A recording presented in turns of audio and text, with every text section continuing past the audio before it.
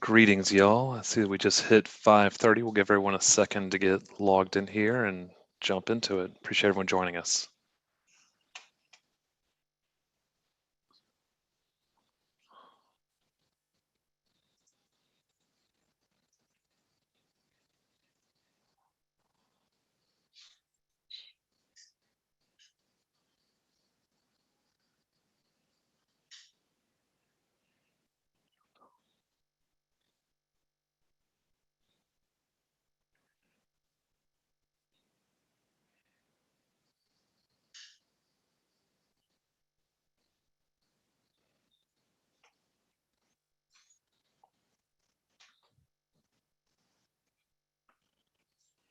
All right. I appreciate y'all hitting the record button, and I'll take that as my cue to go ahead and get us started as anyone else may trickle in here. A little bit of a light crowd as we approach the Thanksgiving holiday, and I'm sure that's got some folks excited to spend some time with the family and maybe skip over some of these meetings like this, but we still want to give everyone an opportunity to report on their business as it pertains to the penny program over the last month. And so that in mind, I'd like to call this meeting of the Transportation Penny Advisory Committee to order. Kelly or Allison, have we heard any public comments that has been submitted? No, sir, no comments. Okay, great. We'll go ahead and move on then to the Office of Small Business Opportunity to report on their activities over the last month.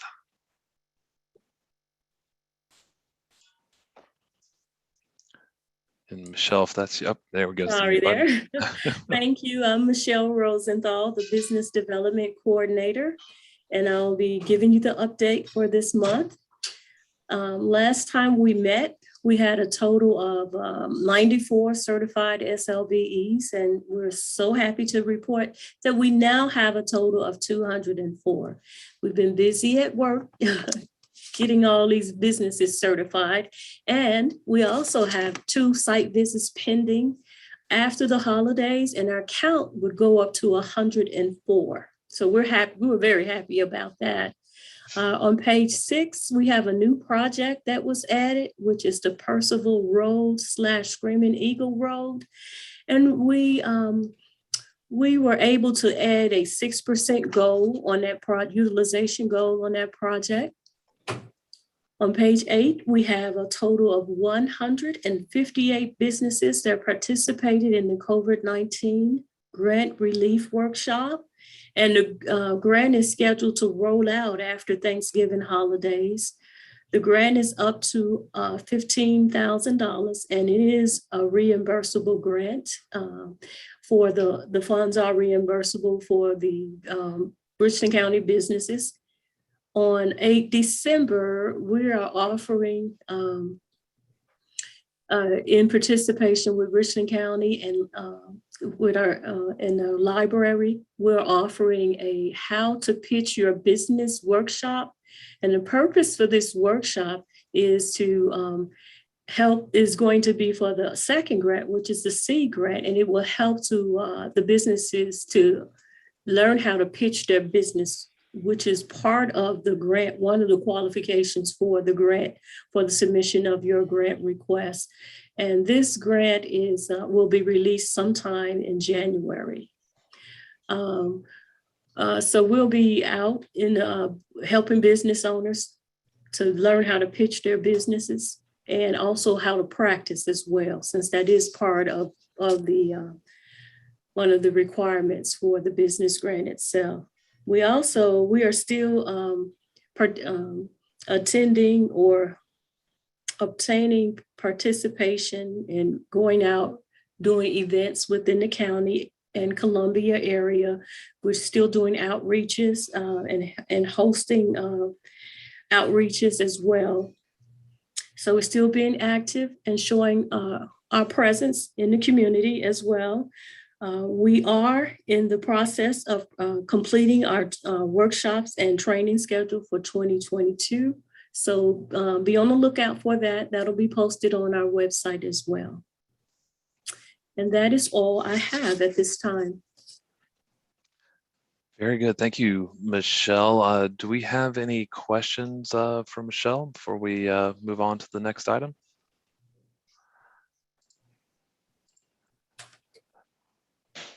Just looking through my notes here. I think you mentioned the Bible Way workshop that was on October 29th. That was the grand success. Was that the one that you mentioned that had over 100 participants, or is that a different one?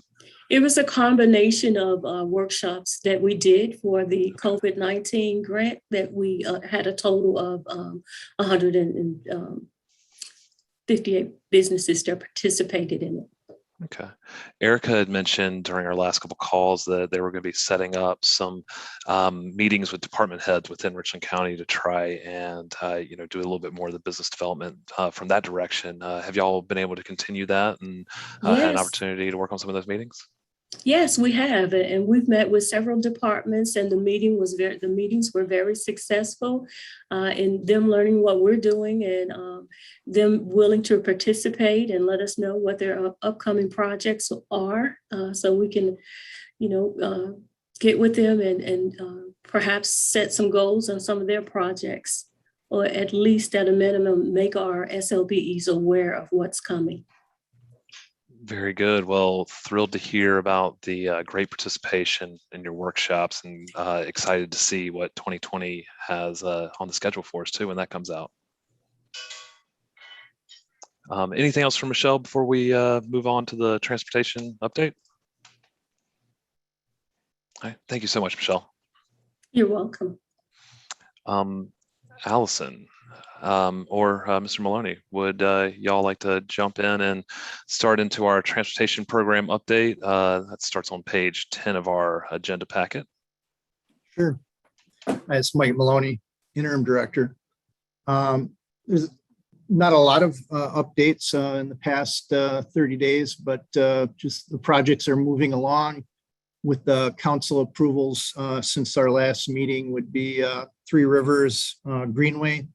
Phase 3 was approved by committee and council on November 9th, and that project will include participation by the Boyd Foundation and the large bridge that would, or span, I should say, that would cross the Broad River in as part of that phase. Mitigation sales. I think at that same time, we also had a mitigation sale in October, at the end of October as well. And we've had 2 new ones for Amick Farms and Quick Trip, which were areas outside the county, and they're approved by committee thus far. As far as pre-construction update, I think just of note would be we've got bid package L that's kind of moving along, and bid package M right behind it, where bids were just received on November 9th. Both are in that pre-construction phase, and we'll be looking at getting into some roads that have been higher maintenance and like Bowstring Road, Maggie Hip Road, Rosa Dowdy Road, and Tall Oaks Road. So procurement is now in the process of prepping for we'll have a briefing agenda for award coming up on that. And then we're, I think we mentioned this in October, but package N is being finalized. We're showing three roads that'll go into that of Larger Street, Nathan and Sarah Matthews Road. We may also have one more road being added to the bid package and dirt road paving. I believe the other items we covered in October.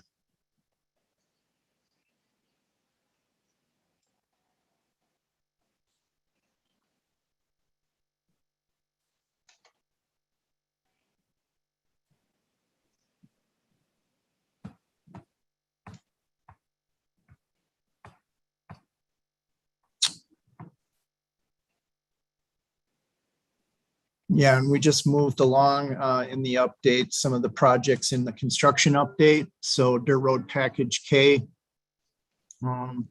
moved a few more percent complete, and I think the indication of a delay that the contractor had for folks on the crew testing positive was also noted before, but that had a little bit of a setback on Dirt Road Package K.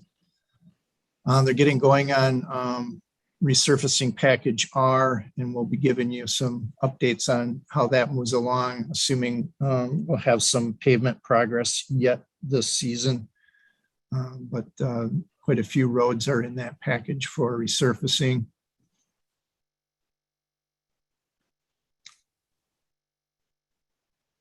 And then I think North Main Street, we're sitting right now, we have a priced change order on removing a section of underlying concrete pavement that's in poor condition, that's under the asphalt. And we have a change order to review that we're reviewing with the City of Columbia on the cost of that and their participation in it. But if you have any questions, we're here to field them. Eva, anything in there as my fellow appointee on the line that brought a question up for you? I do have a few things I wouldn't mind poking at a little bit. All right. John, I don't have any questions. Nothing specific. Okay, so Specific. okay. Well, maybe I do want to give Mike an opportunity to kind of speak to some of these projects specifically, and also to some of the recent ad hoc motions that have been approved. Of course, thrilled to hear about the variety of funding that's coming in for the Three Rivers Greenway, and glad that was able to get through ad hoc and council last month. Excited to be able to divert some of these funds from unapprovable projects so that we can utilize them to provide that connectivity for these pedestrian recreational walkways and bikeways out there. I think that's great. So thrilled to have seen that. On the most recent ad hoc, of course, it was mostly about mitigation sales, and I was very curious about this. Mike, I know we talked about the last mitigation sale, that it was something in the range, I think, of 18,000 or more for those credits. Yeah.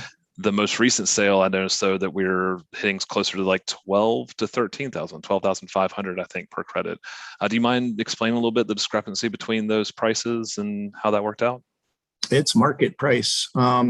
If other wetland mitigation banks come online, we compete for what the going price is. And, I had reached out to Mr. Epps, who manages that for us. And that's exactly what he's indicated all along, that, they can go up and down depending on where those other banks are in operation.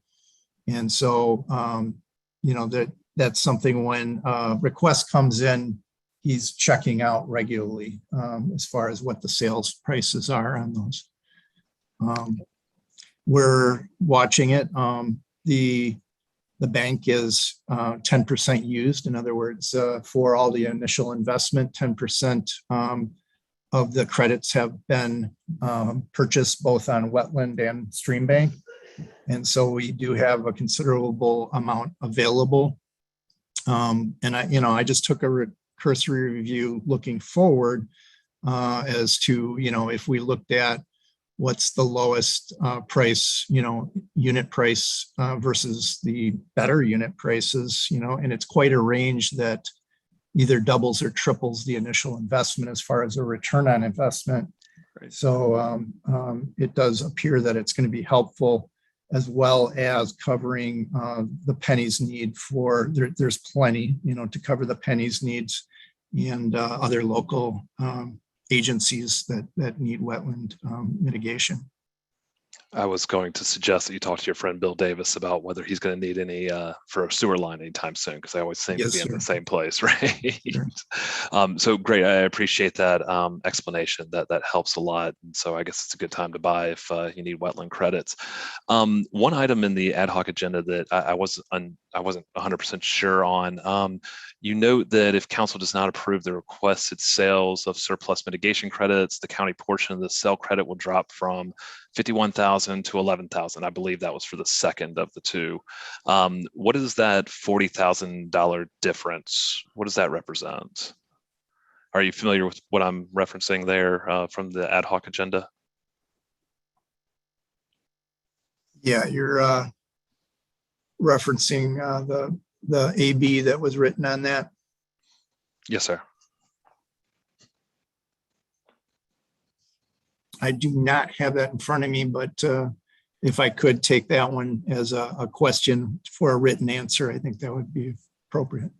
That'd be great. I'd appreciate it very much. I was just noticed that in there. I wasn't quite sure where that was adding up, but I do appreciate it. And then one other item that I think that Councilman Walker brought up at the ad hoc, and Councilman, I appreciate you joining us, and Councilwoman English as well. Thank you all for being on the line. Was the wisdom of keeping the credits inside Richland County. Has, I guess, any additional thought been put to maybe trying to keep these counties or these credits a little bit more local? Is there a benefit to the citizenry to keep those local, or is it in the regional best interest to distribute them and get them sold? Well, I'll put it this way. I can tell you what I've learned about why did we start this, and then maybe that'll help. When the penny was early on in needing wetland credits for its own projects, it was having to buy these either out of county or out of state. And, there was a concern that, why wouldn't we want to bring this in and have that local? So from the idea of money going out of the county for this, if you look at it the way it is today, now that we've got that initial investment and it's there, we're getting people from whether in the county or out of the county to help pay for that, that set aside of land that's been improved and controlled for as a wetland or stream bank project that had restoration projects put into it for that investment, as well as the land value. So you could say, well, you're kind of helping, say some economic development somewhere else, but in the end, they're paying for that initial investment of the county's penny and putting the money back into, a desired outcome in Lower Richland. Absolutely. I like that explanation. Thank you. Moving into some of the projects up here, I guess the Bull and Elmwood, you think we're going to be able to let that to construction or to bid rather before the end of the year? Is that final issue with Dominion, with the last light pole, going to be easy to manage? I don't know, Allison, you have a prognostication? Hey, we are still waiting on DOT approval on that one, so I do not have an update yet. Okay, I've got you. And then within construction, Innovista, of course, phase 2 is looking great. Every time I ride by it, looks wonderful. I appreciate Allison and Kelly getting me the detail on that pedestrian cover. It looks like a very nice way to make your way to campus if you're a student working through that area. Thank you all for that. North Main Street. I feel like, I've been on this committee maybe 2 or 3 years now. And since I've been on the committee, I feel like North Main Street has been at 95 to 99% complete. Do you mind just kind of running down where we're at and how we may be able to wrap that one up? Just personal observation. Yeah, Allison, if you could cover that as far as, I guess to answer the question is, what was the impetus for doing additional work there that may have prevented us from being at 100% today, and then what it will take to get that? Sure. So because it is such a large dollar amount, even though we're getting work done, it only ticks by, 0.5% at a time when we're getting down to the end of the project. Like Mike says, we did hit an issue with the intersection with Monticello Road, where when they milled up the existing asphalt, they found some really really poorly shaped, or should I say really old concrete that was just in really bad shape. We had it evaluated by a geotech firm to see if we could probably salvage it, maybe clean and seal the cracks, something like that, put some geogrid down. That is not an option. So we did have to look up digging up the entire concrete base. And DOT is requesting that we put back a higher level asphalt than we had planned. So this is where that $700,000 change order is coming from. We were originally going to present this to CTC to try to get some funding to help with that. As you know, probably know, the CTC, they're a little short on funds right now. So we have backed out from that. And we're in talks with the city, with our IGA with them on this project. The county is committed to a certain dollar amount to spend on the project, I believe $30 million. And anything over that, the city is technically obligated through this IGA to provide additional funds. So we are in talks now with them to try to get that additional funding to cover this change order. Otherwise, you know, we are on the home stretch. I know you're right. We have been at 95% for a while, but this intersection is really on our critical path. Until we get this addressed, we really cannot finalize the project. Understood, and certainly understand the complexities of trying to orchestrate a complicated project like this. And so thank you for that explanation. That's helpful, Allison. I think my last question is pertaining to the staffing there in the transportation department. New project manager going well. Are we looking forward to a new director here soon, or is I guess the search going well? Well, the search is going fine. Director, let me, Director. Yes, could you yes, yield to sir. me? Mr. Chairman, can you yield to me, Dr. Thompson here? Yes, sir, Dr. Thompson. Hey, how are you, sir? Doing well. Hope you are too. Yes, sir, Ms. Epting. Thank you so much. Yes, sir. So we still have applications coming in. We will go through those applications. So the process is I work with, normally is a subject matter expert. So in this case, it will be Director Maloney. So we go through those applications, and then we, of course, the administrator has to make the final determination. We'll go through those, and we'll eventually conduct the interview process and just get a chance to see the best candidates, and we go from there once we do that. So I expect probably within the next, of course, the holidays are upon us. So I would say hopefully we should have a decision by the middle of December, and we'll definitely brief this body on what that looks like. Very good. We'll be sure to ask for another update at the next meeting then. Yes, sir. Thank you, sir. Happy holidays to you. Thank you very much. Eva, I see you have your hand up. Oh, yes, thank you for recognizing. Allison, thank you for the information you sent as it relates to Dirt Road Package K and resurfacing package ARA. I'd like to request moving forward, if you could include that information in the, along with the agenda when we're having the meeting, as opposed to separate, because I had to go back and reference, find the email and reference those roads. So if we could just have those included, like, for consistency, you have some of the other areas where you outline the roads. It wasn't that many roads that was included in Dirt Road Package K, as well as the resurfacing package ARA. So if we could just have that included in this document, that would be easier to reference and review at the same time we're receiving the agenda and the information for the meeting. Thank you. Okay. We can certainly add that for our current dirt road and resurfacing. We can start including the roads as well. Okay, thank you. You're welcome. Awesome. And just a couple other housekeeping items. I did notice that the status reports, our last one was in August, and just want to make sure we're keeping those up to date as we move forward. And then also, I know that not all of the OSBE meetings are necessarily listed on the events page, but just want to make sure we're keeping that page up to date. So it looks like we've got most of it on there, but I think that there's been a couple other meetings potentially that we may have missed. But If I'm wrong, I apologize in advance when y'all go back to check, but just want to make sure we're staying on top of that. Very good. Well, any other questions, comments, concerns, or otherwise for the transportation program? Just to follow up on your question of our new project manager, Michael Green, he's doing outstanding. Awesome. Very good. I had his name from our previous notes here, and so I'm glad to hear that he's doing well. It's good to hear. Very good. Well, with that, we can move on to get our update from the Committe. Mr. Harris. Yes, I am here. Can you hear me well? Yes, sir. All right, sounds good. Good evening, everyone.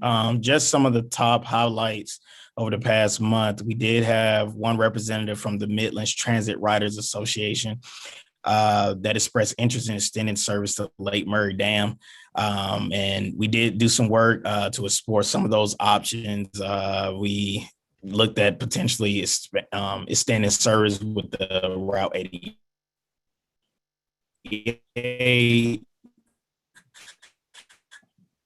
93X, the one that goes to Newberry. There's no immediate push to drive this forward, but this is something that we're just exploring for now and looking at different transit opportunities. We at one point did look at micromobility for the Irmo area, so we could try to relocate some of those resources to this project, but we would just give it some time to see how things pay out. One of the biggest things that we were able to complete is our stakeholder meetings with City of Columbia, Richland County, and other stakeholders as well. We are planning to do a second round of meetings with Lexington County and U of SC, and this is for Reimagine the Committe, the project that we've been talking about a lot. But we want to meet with them individually just to go over their services once again before we go out to public meetings. But everything seems to be going fairly well. I really like the outcome of the conversations thus far. It was all day. It was all day retreat last Wednesday and Thursday, but everyone was pretty dedicated. So I really appreciate everyone that was able to attend. But everything else is pretty copacetic and status quo. We have performed many site reviews, still improving on on-time performance, working really closely with USC and to teach students how to ride transit and just many more things. But moving on and transitioning to the ridership analysis for the month of September, weekday service is performing well. We are up by 15%. We could argue that we have been trending upward since June, but ridership was slightly down by 4% in July. And it's just up and down at best. But as you see, we are doing well. Overall, we are still about 22,000 passengers off from where we were last year around this time. And as of Saturday level service, as mentioned last month, we are up and down at best for the month of September, and we are up 1% currently. And the route that we need to pay close attention to is Route 77, which is Polo Road. The route is down by nearly 48%. And this will be one of the topics that we can, discuss maybe in our next meeting, just making sure everything is well. But it's an interline route, so nothing to be too phased about. But it's just something that it did kind of strike us a little bit. Hello, can you hear me? Dr. Thompson. Hey, I'm sorry. No worries. You can go ahead, Eric. Okay, sorry about that. All right, and yeah. But again, nothing to really fret about, but it is an interline route. It goes to that to a pretty big hub where you see a lot of job opportunities. So just kind of makes you wonder, like, let's make sure everything is good in that corridor. As for Sunday ridership, it is down by 20%, coming off of August where ridership was up by 32%. Last year around this time, we saw 2 consecutive months of low ridership for September and October. And then there was a huge spike in November. We could be looking at the same exact scenario, but this year, but only time would tell. But 92X performed really well. The route connects to the Amazon plant, just in case you're not as familiar. And I expect to see pretty high ridership until at least January, considering it is the Amazon plant. So we should see a pretty nice spike. Overall, for Sunday level service, ridership is up by, Route 92 is up by 56%. Just, I guess, a little bit more in the weeds of the Irmo extension. Again, 88 was the crosstown route that we were looking at, and we did discuss that in our in our service redesign meeting with JWA. And so we are trying to still sort out how we can include some of these future plans and, things that have been discussed over the course of time. And as we move forward, but that's where we kind of bring in that public feedback. So I still encourage people to visit the website is reimagineacommitte.org. And if you have any questions about anything, just feel free to reach out to me. My email address is nharris at thecommittesc.gov. But I'd be happy to answer anything that you may have as it relates to that project as a whole. But that concludes my presentation. Well, I guess I can mention this as well. We did finally get the order in. There was many issues, the same that we've been hearing throughout the media, where things have been left on boats and ships and in the middle of the ocean. But we finally got our amenities in, and we're trying to get as many out as possible. And we're really excited about that. Thank you. Councilman Walker, so you have your hand up. Thank you, Chairman Epton, and good evening to you, Mr. Harris. Thank you for the presentation. As always, you are thorough and you make it plain. You make it plain for folk like me to understand transit. I do have a question about Polo Road, and perhaps I'm a little selfish because that's in my district, but just had a question about the dip in ridership, and and perhaps this question is premature, but do you have a sense of what may have contributed to, I guess, that dip or the decline in ridership? Does it seem like it's maybe an anomaly, or is there? Have you seen, I guess, a trend in other areas that may have made its way to Polo Road? Can you kind of maybe explain that a little bit for me? I think the data may be just skewed in this situation. That area is known to do pretty well. That's an interline route with the Army base and Walmart. That's an area that we typically don't have to worry about too often. I expect for it to bounce back pretty well for this upcoming month. I think I've received some numbers as of late. I haven't had a chance to really dig into them overall, but I can take a look at that and see if I can provide something to the committee for them to send out as well if I see something that's really, really challenging. But it's a really good question, but I don't think we have anything to really worry about overall. But it is the first time I've ever seen, I guess, such a drop, but I think it should bounce back pretty well. Thank you, Mr. Harrison. Thank you, Chairman Epton. Thank y'all. Mr. Harris, how are things going with the new interim executive director over there?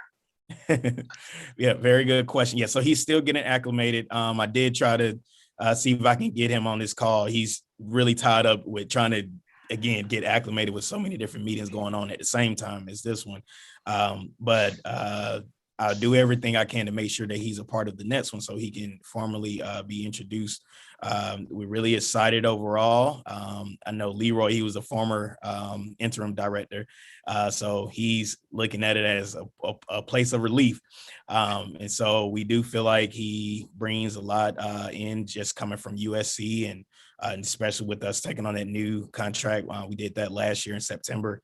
So he can help, just right off the bat, just kind of help us get a jump start towards where we want to be in terms of service reliability. So I'm really excited. Absolutely. Exactly what I wanted to hear. Very good. Does anyone have any other questions for Mr. Harris before? Yeah, Eva, I see you there. All right. Good evening, Mr. Harris. Good A evening. very thorough report. I thank you for that. And I just want to know, because I don't have any dates to reference on the work in progress on page 18 and unresolved issues. I'm not sure of the timeline of how long these the unresolved issue has been on the agenda, as well as work in progress. I know he says awaiting amenities order. Could you just expound a little bit on that, just for my understanding and knowledge of what time frame we're working on? Absolutely. And let me just bring it up right here. One moment.